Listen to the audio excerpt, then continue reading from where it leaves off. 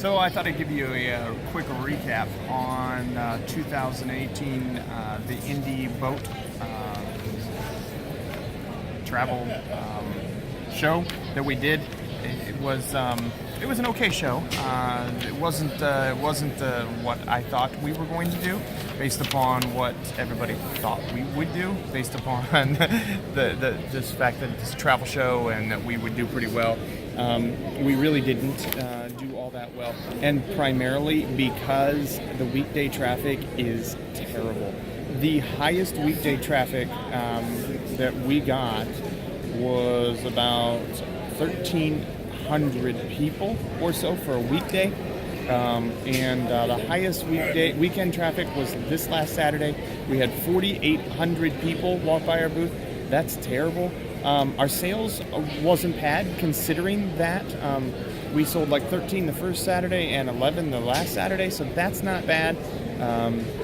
So I'm pretty excited about that. I think if we had a better booth spot, we'd be all right.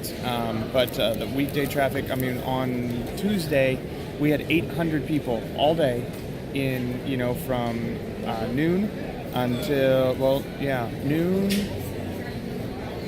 from noon until 8 p.m. in 8 hours, we had 800 people. So that's less than 100 people per hour. That was absolutely terrible. It wasn't really worth it being here. The 2 o'clock hour was about the busiest that it got all day long, and that's really what we should have just concentrated on, just being there for those couple hours, and the rest we should have been gone. But regardless, it was uneventful. Even the number of leads that we've gotten per day is significantly down, and I blame that 100% on just the fact that there is not a lot of traffic that goes to this event. And I think that's because the location that we're at. I don't know what row we're in, but you can kind of see where we are.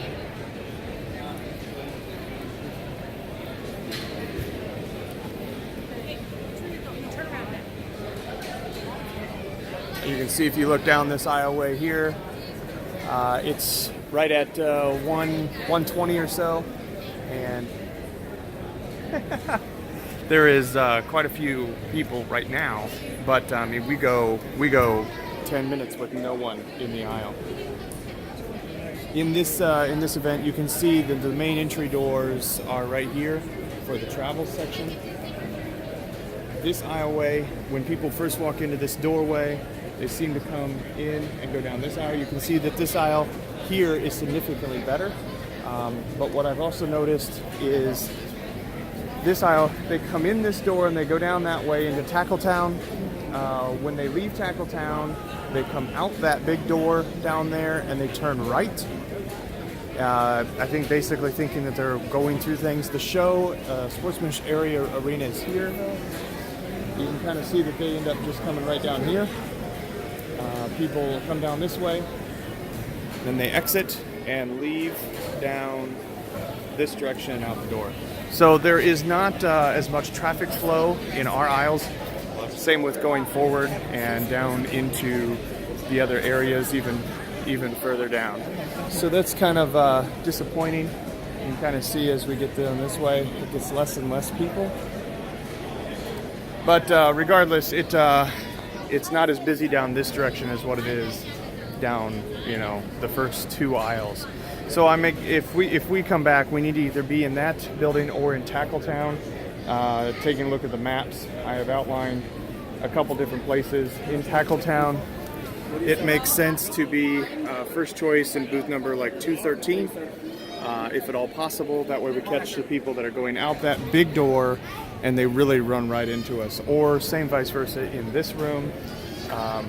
But regardless, so we want to be in those 2 aisles or in the, preferably not this first one, because people come down the one aisle and then they don't turn around and come back down the same aisle.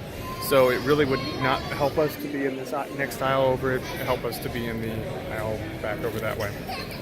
So give you a couple other interesting tidbits. I did meet an owner of Greenwood Super 8. He really has been enjoying his ownership of the hotel in Greenwood, and he's had that for like 25 years or so. On Saturday, the first Saturday, we didn't get busy until 11:30. that duplicated itself here. We didn't really get busy until almost noon, maybe 1 o'clock. Did things really pick up? And you can see that on the graph or the tracking log here. I will say that the tracking logs are outdated. These are the old ones that we used to use, and we need to get some newer ones.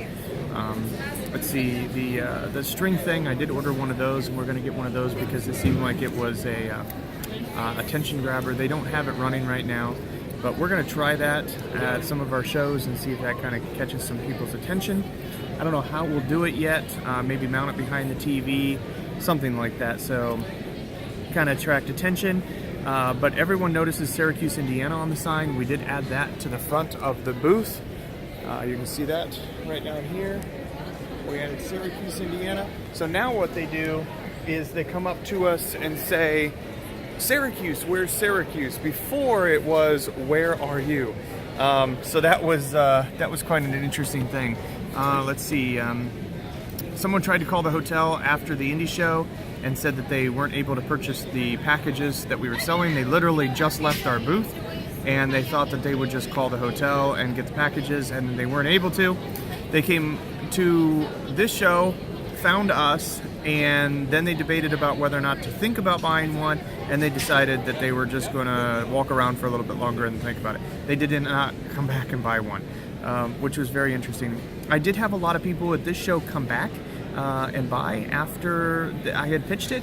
I would say that I would probably of the 40-some sales, I bet you I probably had 8 to 10 of those were comebacks that actually came back after the sale and purchased again. Let's see. The second Saturday was the Sunday. The first Sunday was terrible. It was a different crowd and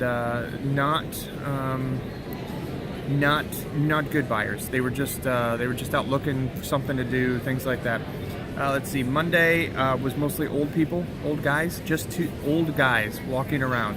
It wasn't even couples. It was just older gentlemen just walking around. Let's see.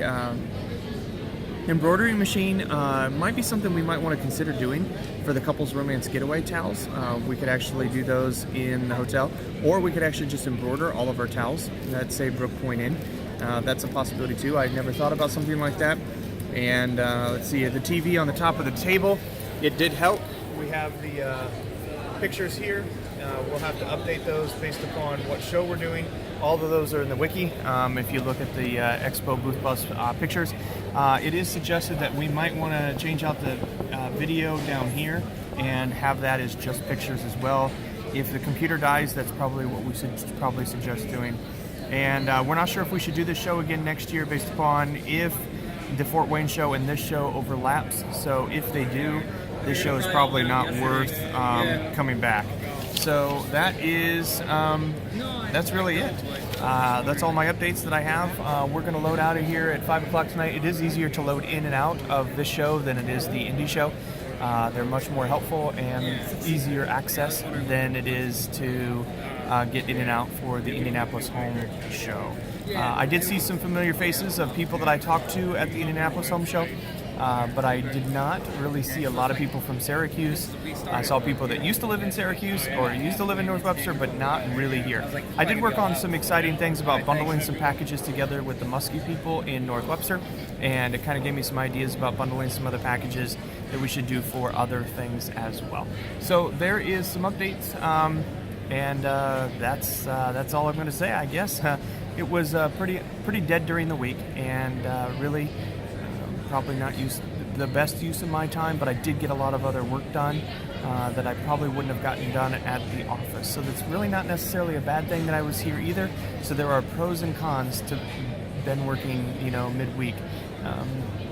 Yeah. Anyway, so that's the update for the Indianapolis Boat, Sport, and Travel Show.